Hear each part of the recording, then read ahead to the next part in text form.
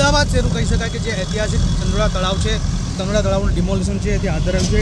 કહી શકાય કે જે ફેઝ 2 છે તે શરૂઆત થઈ ચૂકી છે.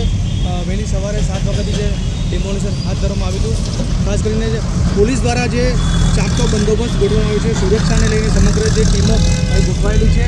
તેમજ હાલમાં કહી શકાય કે જે સવારથી જે કામગીરી ચાલી રહી છે તેમાં અમદાવાદ મ્યુનિસિપલ કોર્પોરેશન દ્વારા પણ કહી શકાય કે જે 15 બુલડોઝર અને 35 જિલ્લા ઇલાચી મશીન દ્વારા સમગ્ર કાર્યવાહી ચાલી રહી છે. કહી શકાય પોલીસ દ્વારા પણ જે પ્રમાણે વાત કરીએ તો તેમાં જે 4 ડીસીપી તેમજ 2 જીસીપી કક્ષાના અધિકારી તેમજ અનેક પીઆઈ તેમજ એસઆરપી અને જે સ્ટાફ છે, હોમગાર્ડ જવાનો પણ આમાં જોડાયેલા છે. ત્યારે ખાસ કરીને હાલમાં જોઈ શકો છો કે જે બેરલ માર્કેટથી શરૂ થતું જે ચંડોળા તળાવ છે તે તળાવથી ફરતે જે કહી શકાય કે જે નાના ચંડોળા, મોટા ચંડોળા સુધીનો જે ભાગ છે તે ભાગમાં હાલમાં કાર્યવાહી ચાલી રહી છે.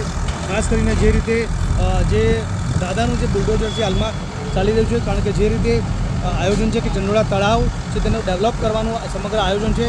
જે ચંડોળા તળાવને ફરતે જે આવેલું બાંધકામ છે, ગેરકાયદેસર બાંધકામ છે તે દૂર કરવાનું છે.